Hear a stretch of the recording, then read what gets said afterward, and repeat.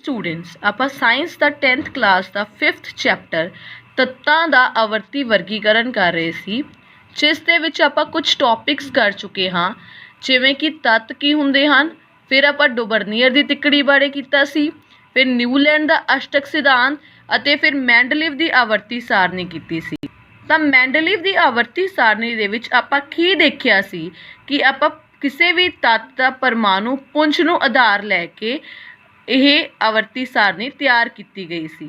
ਤਾਂ ਉਸ ਤੋਂ ਬਾਅਦ ਇੱਕ ਆਧੁਨਿਕ ਆਵਰਤੀ ਸਾਰਣੀ ਬਣਾਈ ਗਈ, ਜਿਸ ਦੇ ਵਿੱਚ 1913 ਦੇ ਵਿੱਚ ਹੈਨਰੀ ਮੋਸੇਲ ਨੇ ਕਿਹਾ ਕਿ ਇਸ ਆਵਰਤੀ ਸਾਰਣੀ ਦਾ ਆਧਾਰ ਪਰਮਾਣੂ ਅੰਕ ਹੋਣਾ ਚਾਹੀਦਾ ਹੈ। ਫਿਰ ਪਰਮਾਣੂ ਅੰਕ ਨੂੰ ਆਧਾਰ ਮੰਨ ਕੇ ਆਧੁਨਿਕ ਆਵਰਤੀ ਸਾਰਣੀ ਤਿਆਰ ਕੀਤੀ ਗਈ, ਜਿਸ ਦਾ ਨਿਯਮ ਹੈ ਤੱਤਾਂ ਦਾ ਗੁਣ ਉਹਨਾਂ ਦੇ ਪਰਮਾਣੂ ਅੰਕਾਂ ਦੇ ਆਵਰਤੀ ਫੰਕਸ਼ਨ ਹੁੰਦਾ ਹੈ। ਤਾਂ ਬੱਚੋ ਆਪਾਂ ਦੇਖਿਆ ਸੀ ਕਿ ਮੈਂਡਲੀਵ ਦੀ ਆਵਰਤੀ ਸਾਰਣੀ ਦੇ ਵਿੱਚ ਸਿਧਾਂਤ ਕੀ ਸੀ, ਤੱਤਾਂ ਦਾ ਗੁਣ ਉਹਨਾਂ ਦੇ ਪਰਮਾਣੂ ਪੁੰਜ ਦੇ ਆਵਰਤੀ ਫੰਕਸ਼ਨ ਹੁੰਦਾ ਹੈ। ਤੇ ਹੁਣ ਆਧੁਨਿਕ ਆਵਰਤੀ ਸਾਰਣੀ ਦਾ ਸਿਧਾਂਤ ਜਾਂ ਨਿਯਮ ਕੀ ਹੈ ਕਿ ਤੱਤਾਂ ਦਾ ਗੁਣ ਉਹਨਾਂ ਦੇ ਪਰਮਾਣੂ ਅੰਕਾਂ ਦੇ ਆਵਰਤੀ ਫੰਕਸ਼ਨ ਹੁੰਦਾ ਹੈ। ਤਾਂ ਬੱਚੋ ਆਧੁਨਿਕ ਅਤੇ ਮੈਂਡਲੀਵ ਦੀ ਆਵਰਤੀ ਸਾਰਣੀ ਦੇ ਵਿੱਚ ਅੰਤਰ ਸੀ ਪਰਮਾਣੂ ਪੁੰਜ ਅਤੇ ਪਰਮਾਣੂ ਅੰਕ ਦਾ। ਤਾਂ ਜਿਹੜੀ ਹੁਣ ਦੀ ਆਧੁਨਿਕ ਆਵਰਤੀ ਸਾਰਣੀ ਹੈ ਜਾਂ ਮਾਡਰਨ ਪੀਰੀਓਡਿਕ ਟੇਬਲ ਹੈ, ਇਸ ਦੇ ਵਿੱਚ ਪਰਮਾਣੂ ਅੰਕ ਜਾਂ ਐਟੋਮਿਕ ਨੰਬਰ ਨੂੰ ਜ਼ਿਆਦਾ ਇੰਪੋਰਟੈਂਸ ਦਿੱਤੀ ਗਈ ਹੈ ਅਤੇ ਸਾਰੇ ਦੇ ਸਾਰੇ ਤੱਤ ਪਰਮਾਣੂ ਅੰਕ ਦੇ ਹਿਸਾਬ ਦੇ ਨਾਲ ਸਿਲਸਿਲਾਵਾਰ ਰੱਖੇ ਗਏ ਸੀ। ਤਾਂ ਪਰਮਾਣੂ ਅੰਕ ਕੀ ਹੁੰਦਾ ਹੈ? ਨਿਊਕਲੀਅਸ ਦੇ ਵਿੱਚ ਪ੍ਰੋਟੋਨਾਂ ਦੀ ਸੰਖਿਆ ਨੂੰ ਪਰਮਾਣੂ ਅੰਕ ਦੇ ਬਰਾਬਰ ਮੰਨਿਆ ਜਾਂਦਾ ਹੈ। ਤਾਂ ਜਿੰਨੀ ਵੀ ਕਿਸੇ ਨਿਊਕਲੀਅਸ ਦੇ ਵਿੱਚ ਪ੍ਰੋਟੋਨ ਦੀ ਸੰਖਿਆ ਹੋਵੇਗੀ, ਓਨਾ ਹੀ ਉਸ ਤੱਤ ਦਾ ਪਰਮਾਣੂ ਅੰਕ ਹੋਵੇਗਾ। ਤਾਂ ਹਰ ਤੱਤ ਦੇ ਵਿੱਚ ਪਰਮਾਣੂ ਅੰਕ ਇੱਕ ਵੱਧਦਾ ਜਾਂਦਾ ਹੈ ਅਤੇ ਉਸੇ ਤਰ੍ਹਾਂ ਪ੍ਰੋਟੋਨਸ ਦੀ ਸੰਖਿਆ ਵੀ ਇੱਕ ਵੱਧਦੀ ਜਾਂਦੀ ਹੈ। ਤਾਂ ਇੱਕ ਤੱਤ ਤੋਂ ਦੂਜੇ ਤੱਤ ਤੱਕ ਵਧਣ ਲਈ ਇਸ ਸੰਖਿਆ ਵਿੱਚ 1 ਦਾ ਵਾਧਾ ਹੁੰਦਾ ਹੈ, ਯਾਨੀ ਕਿ ਪਰਮਾਣੂ ਅੰਕ ਇੱਕ ਵੱਧਦੇ ਜਾਂਦੇ ਹਨ। ਤਾਂ ਆਧੁਨਿਕ ਆਵਰਤੀ ਸਾਰਣੀ ਦੇ ਵਿੱਚ ਤੱਤਾਂ ਨੂੰ ਵੱਧਦੇ ਪਰਮਾਣੂ ਅੰਕ, ਜਿਸ ਨੂੰ ਆਪਾਂ Z ਕਹਿ ਸਕਦੇ ਹਾਂ, ਵਿੱਚ ਸਿਲਸਿਲਾਵਾਰ ਰੱਖਿਆ ਗਿਆ ਸੀ। ਤਾਂ ਆਧੁਨਿਕ ਆਵਰਤੀ ਸਾਰਣੀ ਦੇ ਵਿੱਚ ਲੰਬਾਤਮਕ ਕਾਲਮ, ਜਿਸ ਨੂੰ ਆਪਾਂ ਗਰੁੱਪ ਕਹਿੰਦੇ ਹਾਂ, 18 ਗਰੁੱਪਸ ਹਨ ਅਤੇ ਖਿਤਜੀ ਕਤਾਰਾਂ ਯਾਨੀ ਪੀਰੀਅਡਸ 7 ਪੀਰੀਅਡਸ ਹਨ। ਤਾਂ ਆਧੁਨਿਕ ਆਵਰਤੀ ਸਾਰਣੀ ਦੇ ਵਿੱਚ 18 ਗਰੁੱਪ ਅਤੇ 7 ਪੀਰੀਅਡਸ ਹਨ। ਤਾਂ ਇਹਨਾਂ ਦੇ ਵਿੱਚ ਕੀ ਪੁਆਇੰਟਸ ਆ ਜਾਂਦੇ ਹਨ ਆਧੁਨਿਕ ਆਵਰਤੀ ਸਾਰਣੀ ਦੇ ਵਿੱਚ? ਤੇ ਇੱਕ ਗਰੁੱਪ ਦੇ ਸਾਰੇ ਸੰਯੋਜਕ ਇਲੈਕਟ੍ਰੋਨਾਂ ਦੀ ਗਿਣਤੀ ਸਮਾਨ ਹੁੰਦੀ ਹੈ। ਜਦੋਂ ਆਪਾਂ ਪੀਰੀਓਡਿਕ ਟੇਬਲ ਨੂੰ ਦੇਖਾਂਗੇ, ਆਪਾਂ ਕੀ ਦੇਖਾਂਗੇ ਕਿ ਗਰੁੱਪ 17 ਨੂੰ ਜਿਵੇਂ ਮੈਂ ਐਗਜ਼ਾਮਪਲ ਲਈ ਹੈ, ਫਲੋਰੀਨ, ਕਲੋਰੀਨ, ਬ੍ਰੋਮੀਨ, ਆਇਓਡੀਨ। ਤਾਂ ਇਹ ਸਾਰੇ ਦੇ ਸਾਰੇ ਗਰੁੱਪ ਦੇ ਵਿੱਚ ਜਿੰਨੇ ਵੀ ਤੱਤ ਮੌਜੂਦ ਹਨ, ਇਹਨਾਂ ਦੇ ਬਾਹਰਲੇ ਸ਼ੈਲ ਦੇ ਵਿੱਚ 7 ਇਲੈਕਟ੍ਰੋਨ ਹਨ।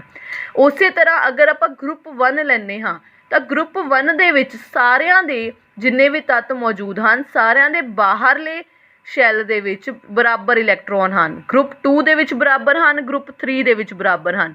ਤਾਂ ਇਸ ਤੋਂ ਆਪਾਂ ਨੂੰ ਕਲੀਅਰ ਹੈ ਕਿ ਜਿੰਨੇ ਵੀ ਗਰੁੱਪਸ ਹੈ, ਉਹਨਾਂ ਸਾਰਿਆਂ ਦੇ ਵਿੱਚ ਬਾਹਰਲੇ ਇਲੈਕਟ੍ਰੋਨਸ ਜਿਹੜੇ ਹਨ, ਸਾਰੇ ਮੈਂਬਰਸ ਦੇ ਵਿੱਚ ਸੇਮ ਹਨ। ਅਗਲਾ ਆਉਂਦਾ ਹੈ ਭਰੇ ਹੋਏ ਸ਼ੈਲਾਂ ਦੀ ਸੰਖਿਆ ਸਮਾਨ ਹੈ। ਤਾਂ ਇਹਨਾਂ ਦੇ ਵਿੱਚ ਭਰੇ ਹੋਏ ਸ਼ੈਲਾਂ ਦੀ ਸੰਖਿਆ ਸਮਾਨ ਹੁੰਦੀ ਹੈ। ਤਾਂ ਤੀਸਰਾ ਪੁਆਇੰਟ ਆ ਜਾਂਦਾ ਤੱਤਾਂ ਦੀ ਸਥਿਤੀ ਤੋਂ ਉਹਨਾਂ ਦੀ ਰਸਾਇਣਿਕ ਕਿਰਿਆਸ਼ੀਲਤਾ ਦਾ ਪਤਾ ਲੱਗਦਾ ਹੈ ਕਿ ਪੀਰੀਓਡਿਕ ਟੇਬਲ ਨੂੰ ਜਾਂ ਆਵਰਤੀ ਸਾਰਣੀ ਨੂੰ ਦੇਖ ਕੇ ਆਪਾਂ ਉਹਨਾਂ ਦੀ ਰਸਾਇਣਿਕ ਕਿਰਿਆਸ਼ੀਲਤਾ ਬਾਰੇ ਦੱਸ ਸਕਦੇ ਹਾਂ।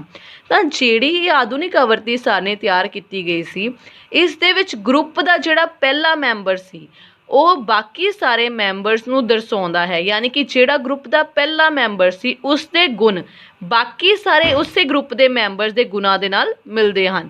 ਤਾਂ ਇਸ ਦੇ ਵਿੱਚ ਬੱਚੋ ਹੁਣ ਆਪਾਂ ਕੁਝ ਤੱਤ ਬਾਰੇ ਕਰਾਂਗੇ ਅਤੇ ਉਸ ਦੇ ਬਾਰੇ ਜਾਣਾਂਗੇ। ਤੁਸੀਂ ਸਾਹਮਣੇ ਇੱਕ ਟੇਬਲ ਦੇਖ ਸਕਦੇ ਹੋ, ਪਰਮਾਣੂ ਅੰਕ। ਇਹ ਆਪਾਂ 9th ਕਲਾਸ ਦੇ ਵਿੱਚ ਵੀ ਕੀਤਾ ਹੈ। ਪਰਮਾਣੂ ਅੰਕ, ਜਿਸ ਨੂੰ ਆਪਾਂ ਐਟੋਮਿਕ ਨੰਬਰ ਵੀ ਕਹਿੰਦੇ ਹਾਂ। ਸੈਕਿੰਡ ਕਾਲਮ ਬਣਿਆ ਹੋਇਆ ਹੈ ਤੱਤ ਦਾ, ਜਿਸ ਦੇ ਵਿੱਚ ਐਲੀਮੈਂਟ ਜਾਂ ਤੱਤ ਦੱਸੇ ਗਏ ਹਨ। ਥਰਡ ਹੈਗਾ ਸੰਕੇਤ ਜਾਂ ਸਿੰਬਲ ਦਾ। ਫੋਰਥ ਪਰਮਾਣੂ ਪੁੰਜ ਯਾਨੀ ਕਿ ਮਾਸ ਨੰਬਰ। ਅਗਲਾ ਹੈ ਇਲੈਕਟ੍ਰੋਨਿਕ ਤਰਤੀਬ ਯਾਨੀ ਇਲੈਕਟ੍ਰੋਨਿਕ ਕੌਨਫੀਗਰੇਸ਼ਨ, ਜਿਸ ਦੇ ਵਿੱਚ 4 ਸ਼ੈਲ ਦਰਸਾਏ ਗਏ ਹਨ, K, L, M ਅਤੇ N। ਅਤੇ ਅਗਲਾ ਹੈਗਾ ਸੰਯੋਜਕਤਾ। ਤਾਂ ਅੱਜ ਮੈਂ ਜ਼ਿਆਦਾ ਡੈਪਥ ਦੇ ਵਿੱਚ ਨਹੀਂ ਜਾਵਾਂਗੀ, ਆਪਾਂ ਨੈਕਸਟ ਜਿਹੜਾ ਲੈਕਚਰ ਹੈ ਇਸ ਦੇ ਵਿੱਚ ਜ਼ਿਆਦਾ ਡੈਪਥ ਦੇ ਵਿੱਚ ਇਹ ਕਰਾਂਗੇ। ਤਾਂ ਅੱਜ ਮੈਂ ਥੋੜ੍ਹਾ ਜਿਹਾ ਸਮਝਾਵਾਂਗੀ ਕਿ ਕਿਸੇ ਵੀ ਤੱਤ ਦੀ ਅਗਰ ਆਪਾਂ ਐਗਜ਼ਾਮਪਲ ਲੈਂਦੇ ਹਾਂ ਤਾਂ ਮੈਂ ਇੱਕ ਡਾਇਗਰਾਮ ਰਾਹੀਂ ਤੁਹਾਨੂੰ ਸ਼ੋਅ ਕਰਾਂਗੀ। ਕਿਸੇ ਵੀ ਤੱਤ ਦੀ ਅਗਰ ਆਪਾਂ ਡਾਇਗਰਾਮ ਬਣਾਉਂਦੇ ਹਾਂ, ਆਪਾਂ ਉਸ ਦੇ ਵਿੱਚ ਦੇਖਦੇ ਹਾਂ ਵਿੱਚ ਨਿਊਕਲੀਅਸ ਹੈ। ਨਿਊਕਲੀਅਸ ਦੇ ਬਾਹਰ ਵਾਲੇ ਪੋਰਸ਼ਨ ਦੇ ਵਿੱਚ ਇਲੈਕਟ੍ਰੋਨਸ ਆਪਾਂ ਕਹਿੰਦੇ ਰਿਵੋਲਵ ਕਰਦੇ ਹਨ। ਤਾਂ ਅਗਰ ਆਪਾਂ ਇਹ ਸ਼ੈਲਸ ਬਣਾਉਂਦੇ ਹਨ ਤਾਂ ਇੱਕ ਤੱਤ ਦੇ 4 ਸ਼ੈਲਸ ਨੋਰਮਲੀ ਆਪਾਂ ਲੈ ਲੈਂਦੇ ਹਾਂ। ਜਿਵੇਂ ਮੰਨ ਲਓ ਪਹਿਲਾ ਸ਼ੈਲ ਹੈ, ਅਗਰ ਵਿੱਚ ਨਿਊਕਲੀਅਸ ਹੈ ਤਾਂ ਪਹਿਲਾ ਸ਼ੈਲ ਨੂੰ ਆਪਾਂ ਕੇ ਸ਼ੈਲ ਕਹਿੰਦੇ ਹਾਂ, ਦੂਸਰੇ ਨੂੰ ਐਲ ਸ਼ੈਲ ਕਹਿੰਦੇ ਹਾਂ, ਤੀਸਰੇ ਸ਼ੈਲ ਨੂੰ ਐਮ ਅਤੇ ਚੌਥੇ ਸ਼ੈਲ ਨੂੰ ਐਨ। ਤਾਂ ਆਪਣੇ 4 ਸ਼ੈਲਸ ਹੋ ਗਏ ਕੇ, ਐਲ, ਐਮ ਅਤੇ ਐਨ। ਤਾਂ ਬੱਚੋ ਇੱਕ ਚੀਜ਼ ਦਾ ਧਿਆਨ ਰੱਖਿਓ ਕਿ ਜਿੰਨੇ ਇਲੈਕਟ੍ਰੋਨਸ ਹੁੰਦੇ ਹਨ ਉਹ ਸਭ ਤੋਂ ਪਹਿਲਾਂ ਕੇ ਸ਼ੈਲ ਦੇ ਵਿੱਚ ਭਰੇ ਜਾਂਦੇ ਹਨ, ਫਿਰ ਐਲ ਦੇ ਵਿੱਚ, ਫਿਰ ਐਮ ਦੇ ਵਿੱਚ ਅਤੇ ਐਂਡ 'ਚ ਐਨ ਦੇ ਵਿੱਚ। ਤਾਂ ਜਿੰਨਾ ਵੀ ਕਿਸੇ ਤੱਤ ਦਾ ਪਰਮਾਣੂ ਅੰਕ ਹੋਵੇਗਾ ਉਹਨੇ ਉਸ ਦੇ ਵਿੱਚ ਪ੍ਰੋਟੋਨਸ ਹੋਣਗੇ। ਤਾਂ ਉਸ ਹਿਸਾਬ ਦੇ ਨਾਲ ਆਪਾਂ ਕਿਸੇ ਵੀ ਇਲੈਕਟ੍ਰੋਨਿਕ ਤਰਤੀਬ ਦੀ ਗੱਲ ਕਰਦੇ ਹਾਂ ਕਿ ਕਿੰਨੇ ਇਲੈਕਟ੍ਰੋਨਸ ਹਨ ਤਾਂ ਓਨੇ ਹੀ ਇਲੈਕਟ੍ਰੋਨਸ ਵੀ ਹੋਣਗੇ। ਤਾਂ ਜਿਵੇਂ ਹਾਈਡਰੋਜਨ ਦੀ ਆਪਾਂ ਐਗਜ਼ਾਮਪਲ ਲੈਂਦੇ ਹਾਂ, ਹਾਈਡਰੋਜਨ ਦਾ ਪਰਮਾਣੂ ਅੰਕ 1 ਹੈ ਤਾਂ ਇਸ ਦੇ ਵਿੱਚ ਇਲੈਕਟ੍ਰੋਨ ਕਿੰਨੇ ਹੋਣਗੇ? 1। ਤਾਂ ਉਹ ਇਲੈਕਟ੍ਰੋਨ ਕਿੱਥੇ ਜਾਵੇਗਾ? ਸਭ ਤੋਂ ਪਹਿਲਾਂ ਇਲੈਕਟ੍ਰੋਨ ਕੇ ਸ਼ੈਲ ਦੇ ਵਿੱਚ ਆਏਗਾ। ਤਾਂ ਜਦੋਂ ਆਪਾਂ ਹਾਈਡਰੋਜਨ ਦੀ ਡਾਇਗਰਾਮ ਬਣਾਉਂਦੇ ਹਾਂ ਤਾਂ ਆਪਾਂ ਉਸ ਦੀ ਡਾਇਗਰਾਮ ਇਸ ਤਰ੍ਹਾਂ ਬਣਾਉਂਦੇ ਹਾਂ ਕਿ ਕੇ ਸ਼ੈਲ ਦੇ ਵਿੱਚ 1 ਇਲੈਕਟ੍ਰੋਨ ਹੈ। ਦੂਸਰਾ ਆ ਜਾਂਦਾ ਹੀਲੀਅਮ। ਹੀਲੀਅਮ ਦੇ ਵਿੱਚ 2 ਹੈ ਉਹਦਾ ਪਰਮਾਣੂ ਅੰਕ ਜਾਂ ਐਟੋਮਿਕ ਨੰਬਰ, ਤਾਂ ਉਸ ਦੇ ਵਿੱਚ 2 ਇਲੈਕਟ੍ਰੋਨ ਹਨ। ਤਾਂ ਉਹ ਇਲੈਕਟ੍ਰੋਨ ਦੂਸਰਾ ਕਿੱਥੇ ਜਾਏਗਾ? ਕੇ ਸ਼ੈਲ ਦੇ ਵਿੱਚ। ਤਾਂ ਜਦੋਂ ਆਪਾਂ ਹੀਲੀਅਮ ਦੀ ਗੱਲ ਕਰਾਂਗੇ ਤਾਂ ਪਹਿਲੇ ਦੋਨੋਂ ਇਲੈਕਟ੍ਰੋਨਸ ਕੇ ਸ਼ੈਲ ਦੇ ਵਿੱਚ ਜਾਣਗੇ।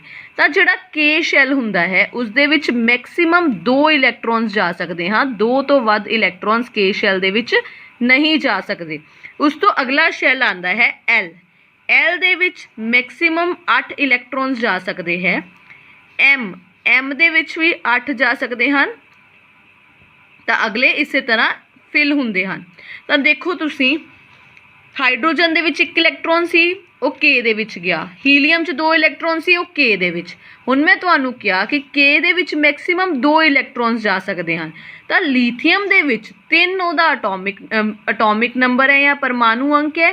ਤਾਂ ਇਸ ਦੇ ਇਲੈਕਟ੍ਰੋਨਸ ਜਿਹੜੇ ਹਨ ਉਹ ਕਿਸ ਤਰ੍ਹਾਂ ਜਾਣਗੇ? ਸਭ ਤੋਂ ਪਹਿਲਾਂ ਕੇ ਸ਼ੈਲ ਦੇ ਵਿੱਚ 2 ਭਰ ਜਾਣਗੇ ਅਤੇ ਫਿਰ ਉਸ ਤੋਂ ਬਾਅਦ ਜਿਹੜਾ ਤੀਸਰਾ ਹੈ ਉਹ ਕੇ ਦੇ ਵਿੱਚ ਨਾ ਜਾ ਕੇ ਐਲ ਦੇ ਵਿੱਚ ਜਾਏਗਾ। ਯਾਨੀ ਕਿ ਅਗਰ ਮੈਂ ਲੀਥੀਅਮ ਦੀ ਡਾਇਗਰਾਮ ਬਣਾਵਾਂ ਤਾਂ ਆਪਣੇ ਕੋਲ ਇਸ ਤਰ੍ਹਾਂ ਆਏਗੀ, ਕੇ ਦੇ ਵਿੱਚ 2 ਅਤੇ ਅਗਲਾ ਸ਼ੈਲ ਕੀ ਹੈ? ਐਲ ਦੇ ਵਿੱਚ 1। ਉਸ ਤੋਂ ਬਾਅਦ ਬੈਰੀਲੀਅਮ ਦੇ ਵਿੱਚ 4 ਹੈ ਤਾਂ ਉਸ ਤੋਂ ਬਾਅਦ ਕੇ ਦੇ ਵਿੱਚ 2 ਹੀ ਰਹਿਣਗੇ। ਤਾਂ ਬੈਰੀਲੀਅਮ ਦੇ ਕੇਸ ਦੇ ਵਿੱਚ 2 ਅਤੇ 2 ਬਾਹਰ ਆ ਜਾਣਗੇ। ਫਿਰ ਬੋਰੋਨ ਦੇ ਵਿੱਚ 2 3 ਯਾਨੀ ਕਿ ਇੱਥੇ 3 ਆ ਜਾਣਗੇ। ਫਿਰ ਉਸ ਤੋਂ ਬਾਅਦ ਆ ਜਾਂਦਾ ਹੈਗਾ ਕਾਰਬਨ।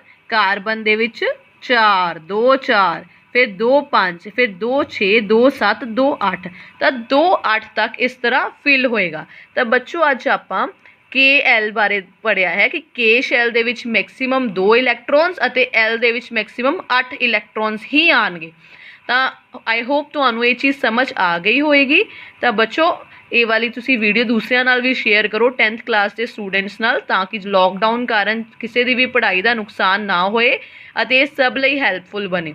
ਤਾਂ ਮੇਰੀ ਨੈਕਸਟ ਵੀਡੀਓ ਦੇ ਵਿੱਚ ਇੱਕ ਤਾਂ ਆਪਾਂ ਇਹ ਟੇਬਲ ਪ੍ਰੋਪਰਲੀ ਕਰਾਂਗੇ, ਉਸ ਤੋਂ ਬਾਅਦ ਆਪਾਂ ਪੀਰੀਓਡਿਕ ਟੇਬਲ ਜਾਂ ਆਵਰਤੀ ਸਾਰਨੀ ਦੇ ਕੁਝ ਟ੍ਰੈਂਡਸ ਬਾਰੇ ਕਰਾਂਗੇ ਕਿ ਪੀਰੀਅਡਸ ਦੇ ਵਿੱਚ ਕੁਝ ਜਿਹੜੇ ਹੁੰਦੇ ਹਨ, ਜਿਵੇਂ ਆਕਾਰ ਨੂੰ ਕੀ ਹੁੰਦਾ ਹੈ, ਧਾਤਵੀ ਸੁਭਾਅ ਨੂੰ ਕੀ ਹੁੰਦਾ ਹੈ, ਇਹ ਆਪਾਂ ਨੈਕਸਟ ਲੈਕਚਰ ਦੇ ਵਿੱਚ ਕਰਾਂਗੇ। Thank you.